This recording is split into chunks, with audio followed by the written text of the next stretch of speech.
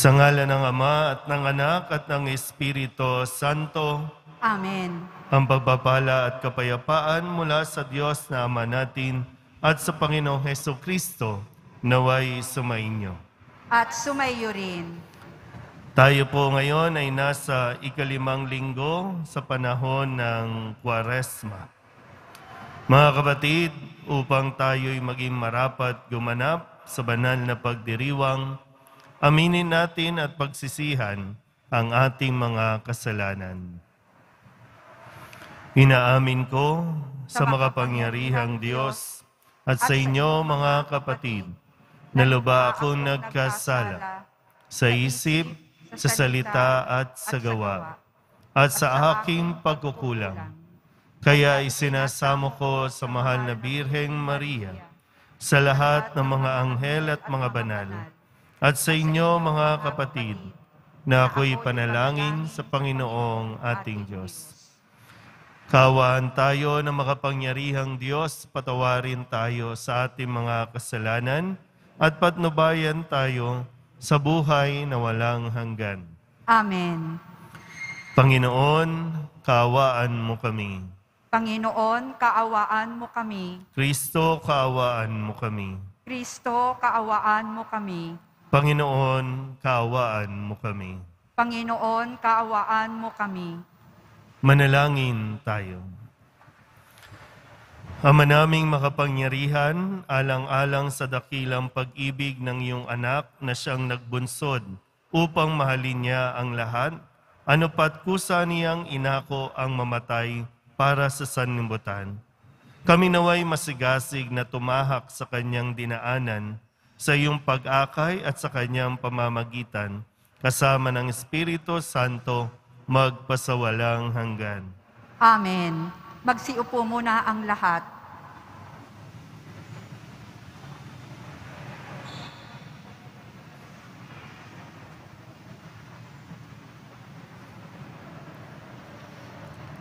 Pagbasa mula sa aklat ni Propeta Isaías. Ito ang sinasabi ng Panginoon na siyang gumawa ng landas upang may maraanan sa gitna ng dagat. Sa kapangyarihan niya ay kanyang nilupig ang malaking hukbo.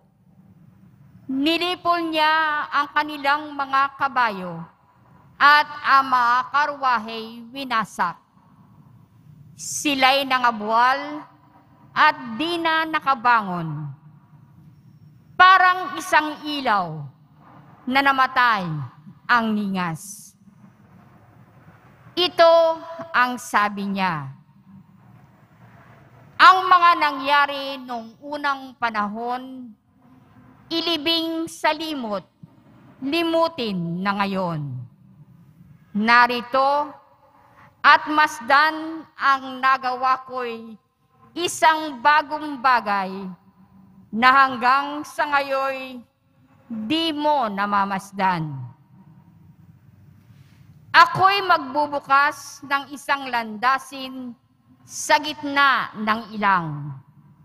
Maging ang disyerto ay patutubigan. Ako'y igagalang niyong mga hayop na pawang mailap, gaya ng avestrus at ng asong gubat. Ang dahilan nito, sa disyerto, ako'y nagpabukal ng saganang tubig para may mainom ang aking hinirang. Sila'y nilalang ko at aking hinirang upang ako'y kanila papurihan.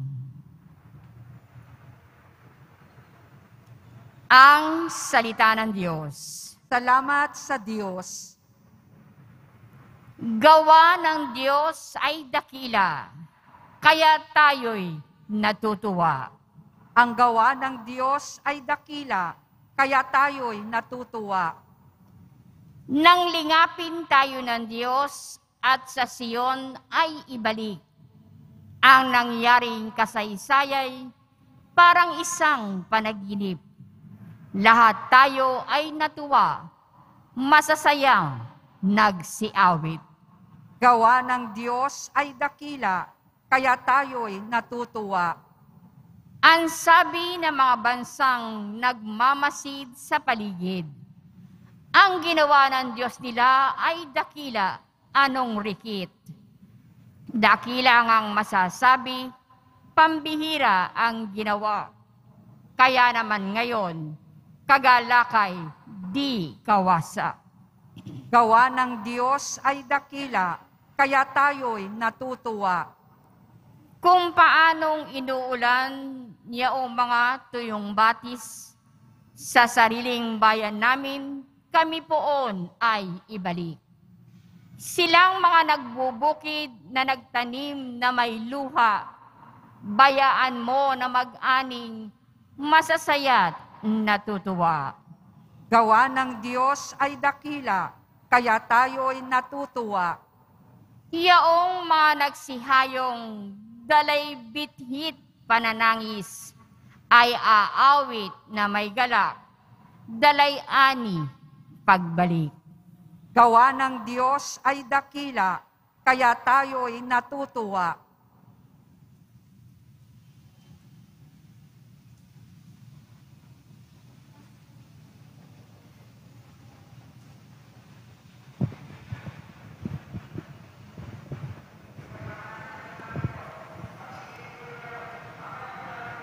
Pagbasa mula sa sulat ni Apostol San Pablo sa mga taga-Filipos.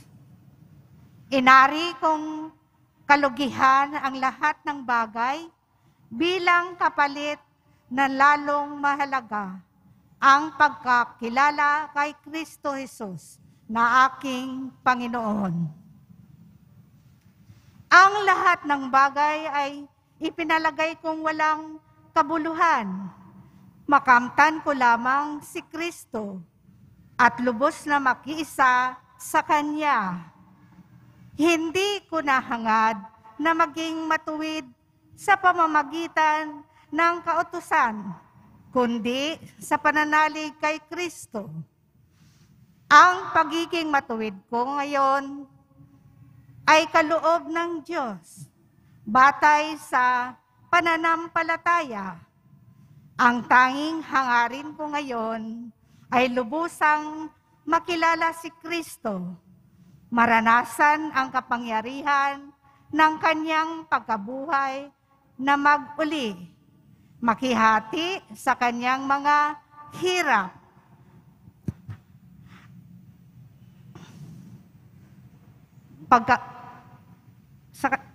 at matulad sa Kanya, pati sa Kanyang kamatayan. Sa pag-asa, ako may muling bubuhayin. Hindi sa makamtan ko na ang mga bagay na ito. Hindi rin sa ako'y ganap na. Ngunit, sinisikap kong maisikatuparan ang layunin ni Kristo Jesus nang tawagin niya ako. Mga kapatid, hindi ko ipinalagay na matupad ko na ang mga bagay na ito.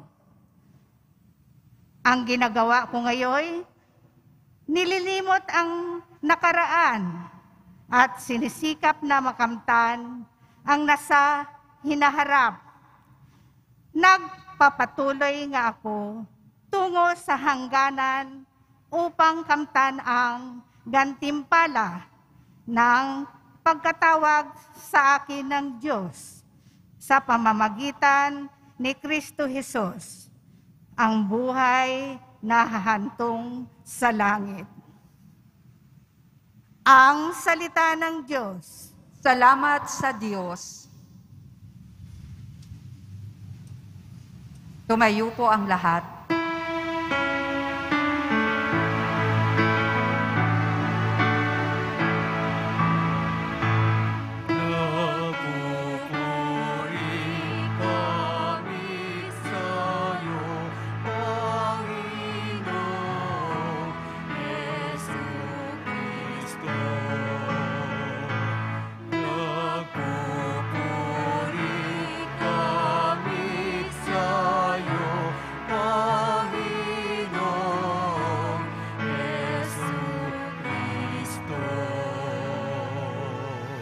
Magsisi tayong mataos, halinang magbalik loob sa mapagpatawad na Diyos.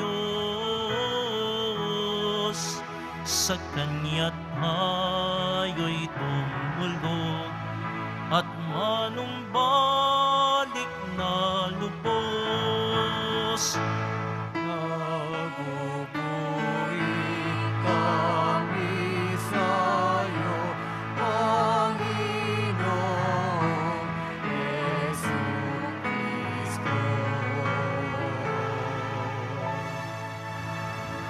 Sumainyo ang Panginoon. At sumayo rin. Ang mabuting balita ng Panginoon ayon kay San Juan. Papuri sa iyo, Panginoon. Noong panahong iyon, si Jesus ay pumunta sa bundok ng mga Olibo. Kinaumagahay, nagbalik siya sa templo. Lumapit sa kanya ang lahat. Kaya't umupo siya at sila'y tinuruan. Nooy dinala sa kanya ng mga eskriba at ng mga pariseyo ang isang babaeng nahuli sa pakikiapid. Pinatayo ito sa harapan nila at sinabi kay Jesus, "Guro, ang babaeng ito'y nahuli sa pakikiapid. Ayon sa kautusan ni Moises, dapat batuhin hanggang sa mamatay ang mga gaya niya. Ano ang masasabi mo?" Itinanong nila ito upang subukin siya nang may maisumbong sila laban sa kanya. Ngunit yumuko si Jesus at sumulat sa lupa sa pamamagitan ng daliri. Ayaw nilang tigilan ng katatanong si Jesus, kaya't sila'y tiningnan niya at sinabi ang ganito, "Sino man sa inyo na walang kasalanan ang siyang maunang bumato sa kanya." At muli siyang yumuko at sumulat sa lupa. Nang marinig nila ito, sila'y isa-isang umalis, simula sa pinakamatanda. Walang naiwan kundi si Jesus at ang babaeng naroon pa rin sa harapan niya. Tiningnan siya ni Jesus at tinanong, "Nasaan sila? Wala bang nagparusa sa iyo?" "Wala po, Ginoo," sagot ng babae. Sinabi ni Jesus, "Hindi rin kita parurusahan. Humayo ka at huwag nang magkasala." Ang mabuting balita ng Panginoon. Pinupuri ka namin, Panginoong Hesukristo. Magsiupo ang lahat. Isang magandang umaga po sa inyong lahat. Tayo po ay nasa ika-5 linggo na ng Kwaresma. Kaya kung mapapansin niyo po, ang lahat ng mga imahin, mga larawan ng mga santo ay nakatalukbong na bilang paghahanda po para sa nalalapit nating pagpasok sa mga mahal na araw. Ika-5 linggo na tayo at nawa ay mas napagbigyan natin o nabigyan natin ng panahon na muling isuriin tingnan ang ating mga pamumuhay, kung ito ba ay talagang naaangkop sa hinihingi at hinihiling ng Panginoon sa atin. Balikan natin ang mabilisan lang po, no, yung ating naging paglalakbay. Dahil sa linggo ay pagpasok na ni Jesus sa Jerusalem, linggo na ng palaspas. So bago man lang tayo sumalubong, at least malinaw sa atin kung sino itong sasalubungin natin. Para talagang pag nagwawagayway tayo, ay sadyang wagayway ng pagpupuri at pagpapasalamat sa Poong Nazareno. Noong unang linggo, sa karanasan ni Jesus, napagtagumpayan niya ang lahat ng panunukso ng demonyo at sinasabi sa atin, kayang-kaya natin pagtagumpayan ang anumang tukso na dumarating sa atin o ibinibigay sa atin mismo ng demonyo. Panunukso. Anumang uri ng panunukso ay ang tanging layunin niyan, magkasala tayo, sumuway tayo sa Diyos. Yan. Ikalawang linggo, narinig natin ang tinig habang si Jesus ay nagdarasal, narinig natin ang tinig na nagsasabing, ito ang pinakamamahal kong anak, pakinggan ninyo siya.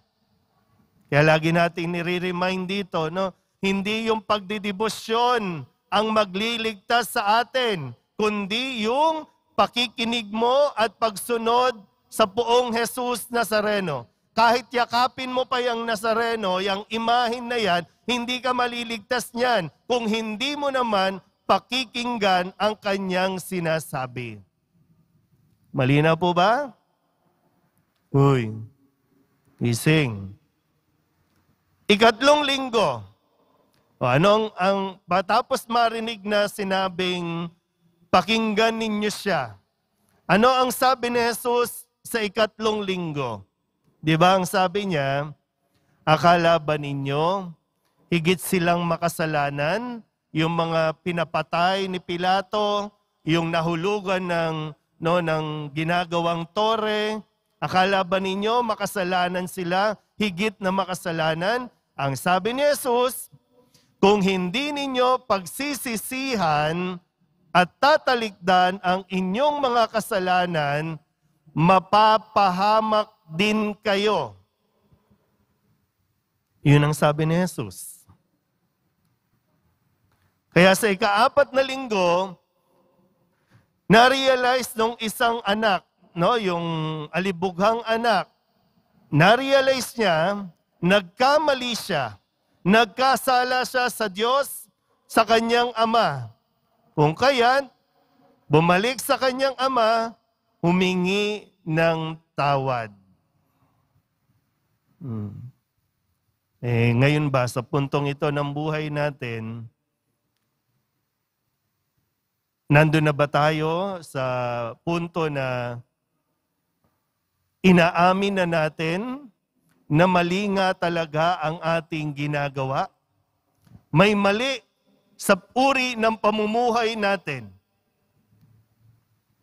Kasi pag hindi natin nakita yan, hindi mo napansin yan, hindi ka lalapit sa Diyos para humingi ng tawad.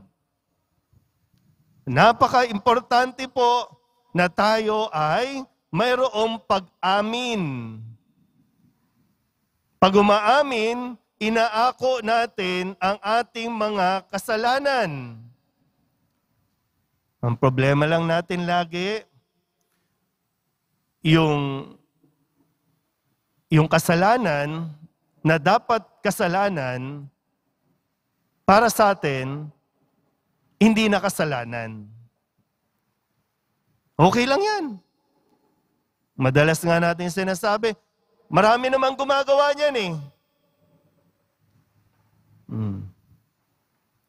Paano patatawarin ang isang kasalanang hindi naman inihingi ng tawad? Yan, di ba, minsan sa mga mag-asawa po, no? Kaya hindi nagiging okay ang relasyon ang hinihintay lang naman dyan, may umamin. Hanggat hindi umaamin at naglilihim ng naglilihim, nagtatago ng nagtatago, hindi nakakahinga ng maluwag. Nagiging masikip, nagiging magulo ang pagsasama. Kasi alam mong nagtatago ka. At ang isang nakakalungkot, kapag hindi tayo handang ilabas o ihingi ng tawad ang ating mga kasalanan, ang nangyayari, nagtuturo tayo. Mas sinitingnan natin at para maibaling sa iba ang kasalanan, hindi na yung sayo, hindi na yung akin. Magturo na lang tayo. Tingnan niyo po, no? Sa kwento natin sa Ebanghelyo, mayroong inilapit kay Jesus. Yung inilapit kay Jesus, isang makasalanan. Nisip ko lang, no? Kasi dito, ang panahon ng Kwaresma, ang paanyaya sa atin, tayo mismo ang lumapit. Tayo mismo ang dapat na humingi ng tawad. Yun dapat yung makita natin. Hindi ang kasalanan ng iba, hindi yung iba ang ilalapit mo para hatulan ng Diyos, kundi dapat ikaw mismo. At tingnan niyo po, no? Sabi doon, may mga Pariseyo at Eskriba, mga nakakaalam at mga eksperto sa batas. Ayon sa batas, kapag ang isang tao o ang kasalanan ng pakikiapid, ito ay hahatulan ng kamatayan. Babatuhin hanggang mamatay. Ang pakikiapid, mga kapatid, kahit anong mangyari, kahit ano pang kasuccessful mo, ang pakikiapid ay kasalanan. Period. Wala kahit sino man pwedeng mag-justify na sabihin na natin, mabait naman siya, matulungin naman siya. Hindi yun ang usapin. Nakiapid ka, kasalanan yan. Maligaya naman kami, wala kaming tinatapakan. Nakikiapid ka, kasalanan yan. Period. Malinaw po ba? Hindi inaalis ni Jesus yun. Hindi binabago ni Jesus yun. Pero yung paghatol, yung pamamaraan, yun ang gustong itama ni Jesus. May dinalang nakikiapid. Itong mga nagsasabi, mga eksperto sa batas. Ito, babae na huling nakikiapid. Ayon sa batas, kailangan patayin siya. Inisip ko lang, pag nakikiapid ba, isa lang?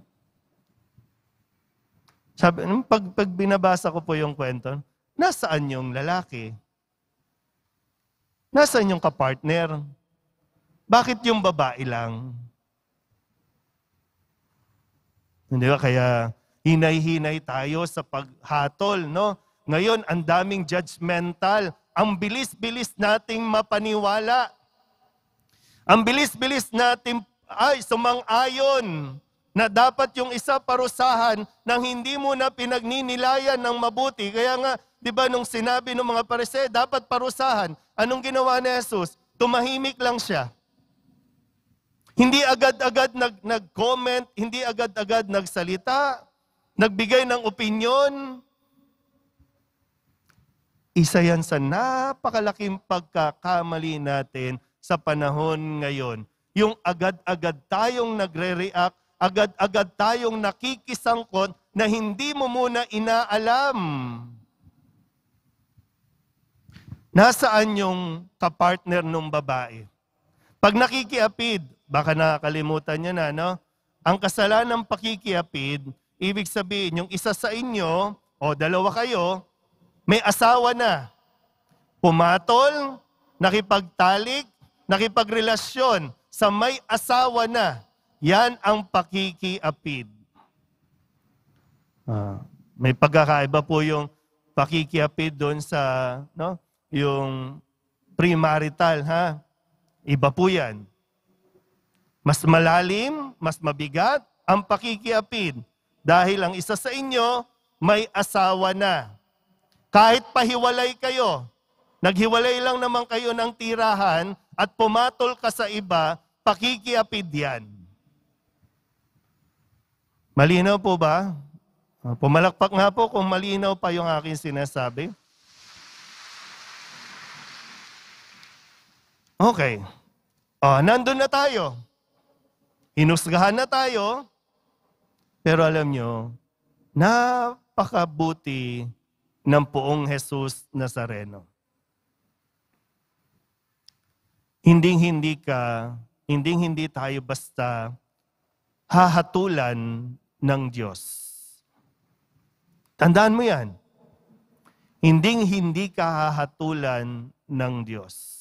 Kundi, lagi siyang magbibigay ng pagkakataon para ayusin, itama ang ating pong pagkakamali. Kaya nga sabi ko, suriin natin, ano ba itong ginagawa natin? Baka mamaya hindi tayo aware, hindi na natin alam. Mali ba yung ginagawa ko? Kailangan mo ang pagtuunan ng pansin yan. Idaan mo sa dasal. Sa mga pagbasa ngayon, yung paanyaya sa atin, sa unang pagbasa narinig natin yung ibaon mo na sa limot ang nakaraan. Ano man ang pagkakamali natin, ano man yung nagawa natin, sa anumang dahilan, bakit mo ba nagawa yan? Bakit ka pumatol? Kasi gusto mo lang mabuhay, gusto mo may sumuporta, kailangan mo ng financial support, o kung ano man yan. Kayang intindihin niya ng Diyos kung ihingi ka ng tawad. Sa Diyos po, lahat kaya niyang kalimutan, mailigtas ka lang. Tandaan mo yan, ha? Ganyan kalaking ang pagmamahal ng Diyos. Ganun din, sa ikalawang pagbasa, muling ipinaalala. Sa sulat sa ikalawang pagbasa na kayang limutin yung nakaraan. Hindi na importante yon. Ang importante yung ngayon, nakilala mo na ang Diyos, nakilala mo si Jesus, at kung gaano ka kayang mahalin ni Jesus. Wala nang halaga, hindi na importante yung kung ano mang mga bagay na mayroon ka, kundi yung nasa iyo si Jesus. Kaya tingnan natin, ha? Yung mga panahon na sinasabi natin, kailangan natin ng mag-move on. At makakapag-move on lang tayo sa tulong ni Jesus. Hindi tayo hahatulan ni Jesus. Kundi kaya nga siya sa linggo, kaya nga siya papasok. Kaya siya hahantong sa pagpapako sa krus para hindi tayo hatulan ng kamatayan, kundi tayo ay mailigtas niya. Nawa po, mas ma-appreciate natin ngayon, yung pagpasok nitong Kwaresma, mas ma-appreciate natin na ito yung panahon na kung saan tayo po ay mas pinaliligaya, mas pinasasaya ng Diyos dahil ipinaalam niya sa atin na kayang-kaya niya tayong patawarin at mahalin. Amen? Tumayo po ang lahat.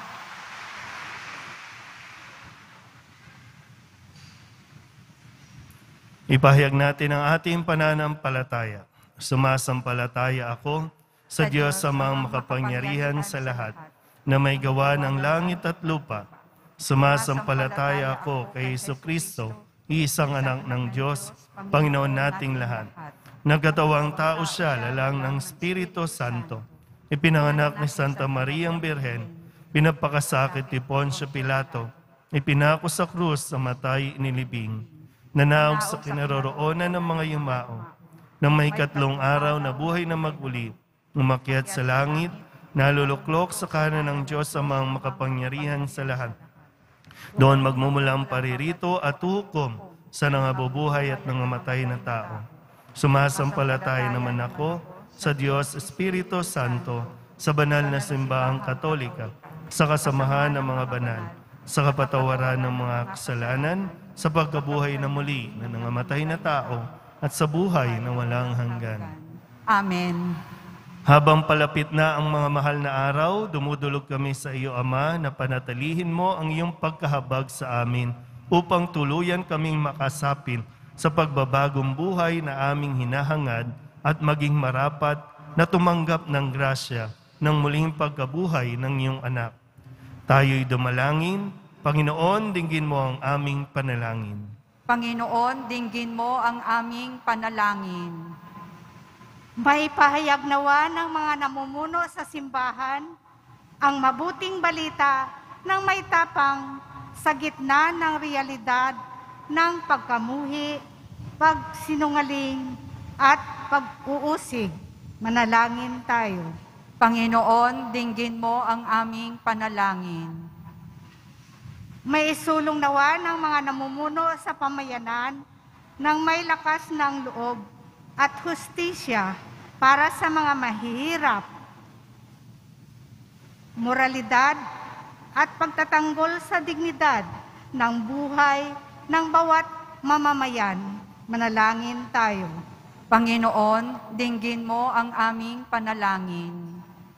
Akayin nawa ng mga tatayong saksi at mga katikista ang mga bibinyagan tungo sa landas ni Kristo. Manalangin tayo. Panginoon, dinggin mo ang aming panalangin. Sa pamamagitan ng mahal na pagpapakasakit ni Kristo, magtulungan nawa ang bawat binyagan na lumikha ng komunidad kung saan maghahari ang awa, pagkahabag at pag-ibig ng Diyos. Manalangin tayo. Panginoon, dinggin mo ang aming panalangin. Tanggapin nawa ng Panginoon sa buhay na walang hanggan ang mga kapatid naming yumao upang ang karangalan nila'y maging ganap. Manalangin tayo. Panginoon, dinggin mo ang aming panalangin.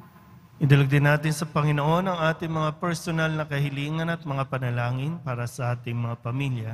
Ganon din ang lahat ng mga misang pasasalamat, espesyal na intensyon at mga kaluluwa na hinihiling na ipagdasal sa misang ito. Ang lahat ng ito hinihiling namin sa ngalan ni Kristong aming Panginoon.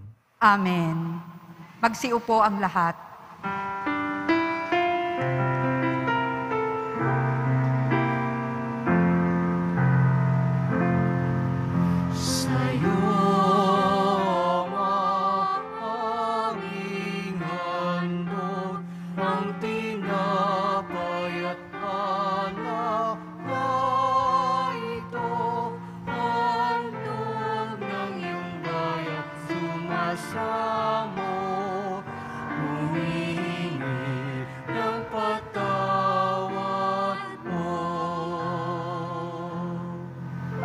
Tumayo po ang lahat.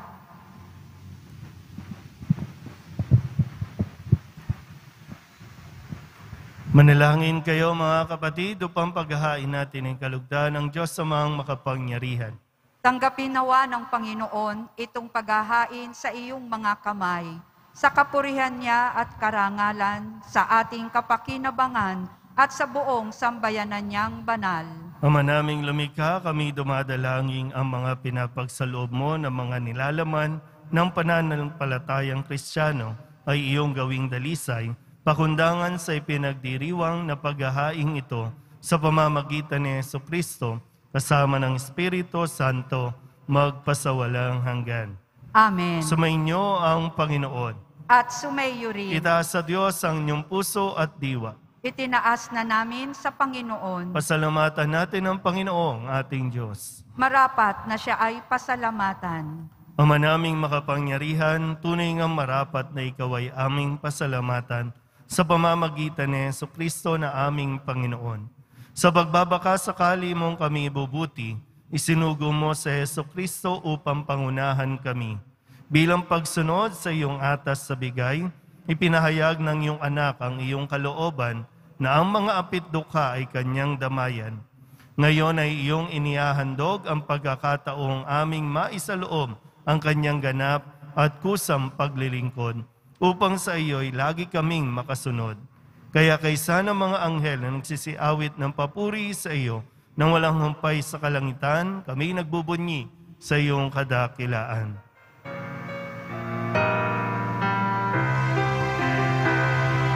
Santo, Santo, Santo, Panginoong Diyos na mahal, napupuno ang langit at lupa ng kadakilaan mo. Hosana, Hosana, Hosana sa kaitaasan. Hosana, Hosana, Hosana sa kaitaasan. Pinagpala ang naparirito sa ngalan ng Panginoon. Hosana, Hosana, Hosana sa kaitaasan.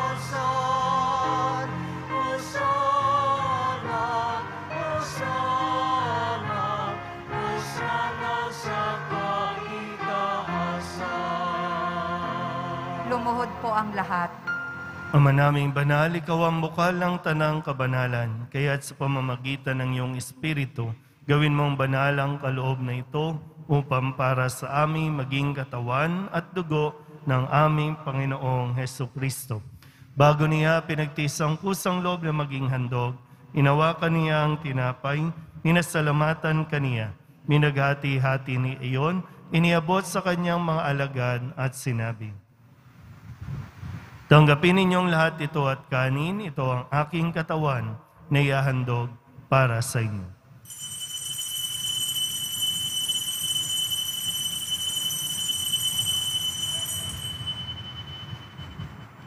Gayun din naman ang matapos ang hapunan, hinawakan niya ang kalis, muli kaniyang pinasalamatan.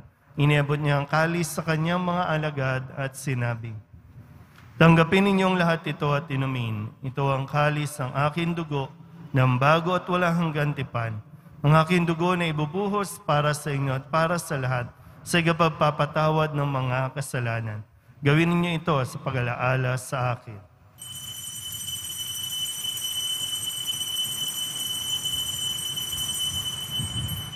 Tumayo po ang lahat.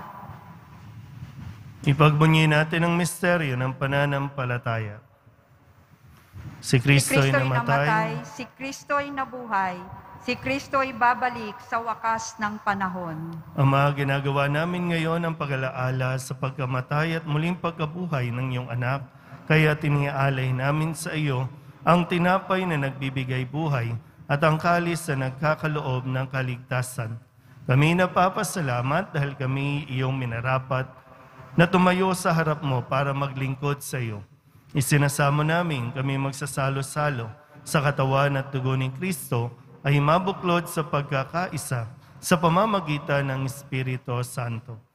Ama, lingapin mo ang iyong simbahang laganap sa buong daigdig.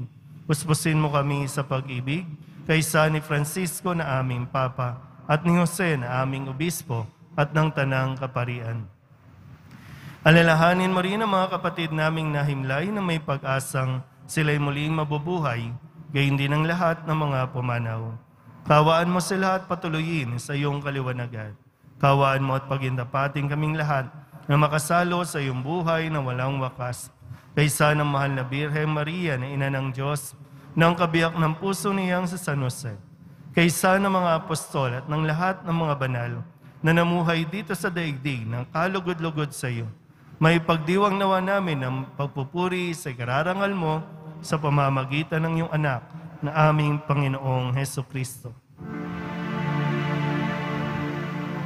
Sa pamamagitan ni Kristo, kasama niya at sa Kanya ang lahat ng parangal at papuri ay sa iyo, Diyos Ama, makapangyarihan, kasama ng Espiritu Santo, magpasawalang hanggan.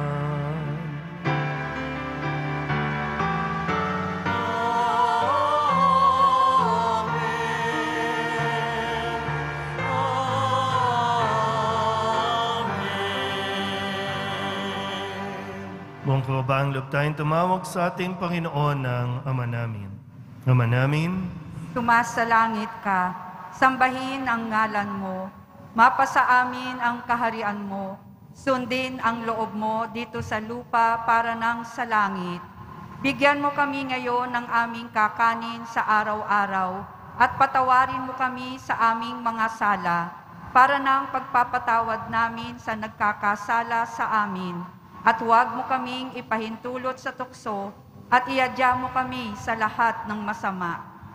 hinihiling namin kami iadya sa lahat ng masama, pagkalooban ng kapayapaan araw-araw, iligtas sa kasalanan at ilayo sa lahat ng kapahamakan, samantalang aming pinananabikan ang dakilang araw ng pagpapahayag ng tagapagligtas naming sa Heso Kristo.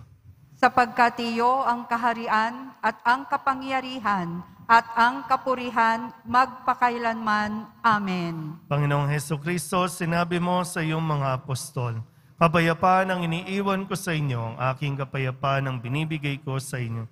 Tunghayan mo ang aming pananampalataya at huwag ang aming mga pagkakasala.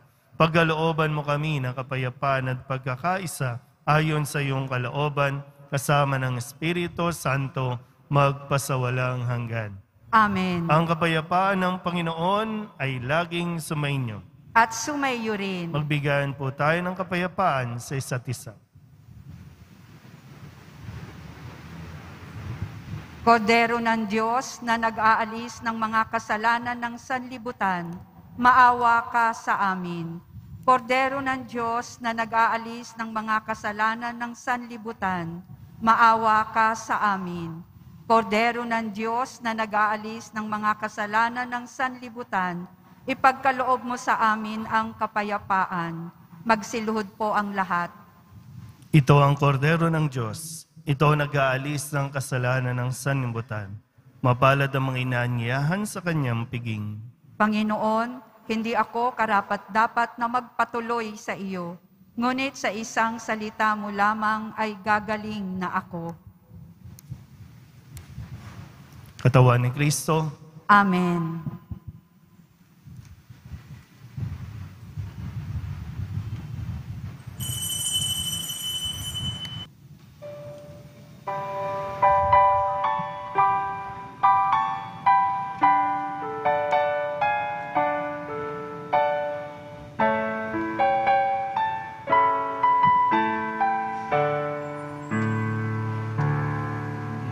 Saan mo, O Diyos, ang lingkod mo,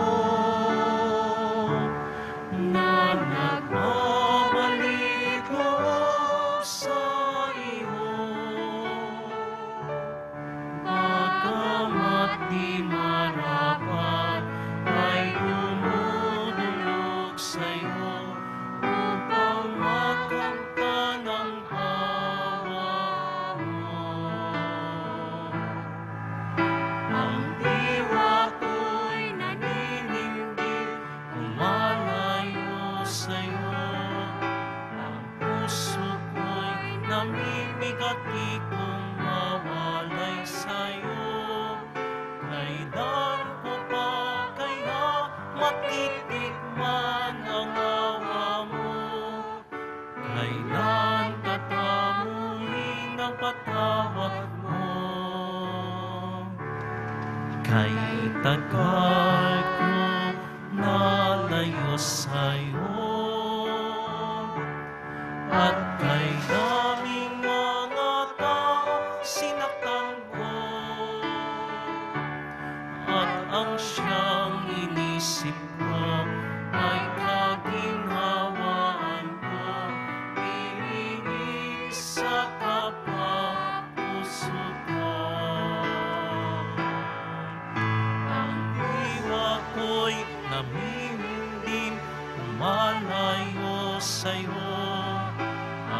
puso ko'y namimigati kung mawalay sa'yo. Kailan ko pa kaya matitikman ang awa mo? Kailan tatamuhin ang patawad mo? Kaya nga, O Diyos, kalugdan mo ang pagbabalik loob ko sa'yo. Diwa ko'y linisin mo, puso ko ay buksan mo, upang matugunan tawag mo.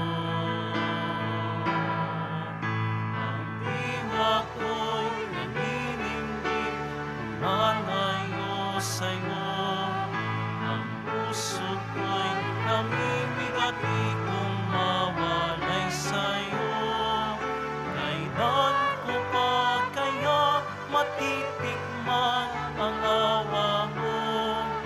Kailan tatamuhin ang patawad mo? Kailan ko pa kaya matitikman ang awa mo? Kailan tatamuhin ang patawad mo? Manalangin tayo. Ama naming mapagmahal, kaming nakikinabang sa katawan at dugo ng iyong anak ay mapabilang nawang lagi sa mga kaanib niya na namamagitan kasama ng Espiritu Santo magpasawalang hanggan. Amen. Sumainyo ang Panginoon. At sumaiyo rin. Manalangin tayo para sa pagbabasbas. Mahal na pong Jesus Nazareno, inihayag mo sa pamamagitan ng krus ang walang maliw na pag-ibig ng Diyos sa sangkatauhan. Pakinggan mo ang kahilingan ng iyong angka na nagsusumamo sa iyo. Makamtanawa nila ang inyong katugunan at tanggapin ang kasagutan na may utang na loob na tinatanaw. Basbasan din po ninyo mga dala-dala nilang mga imahin at dasalan. Sa pamamagitan ng bendisyon na ito, naway maalala nila ang mga pangako nila noon sa binyag na ikaw ang kanilang ibigin at paglilingkuran bilang Panginoon magpasawalang hanggan. Amen.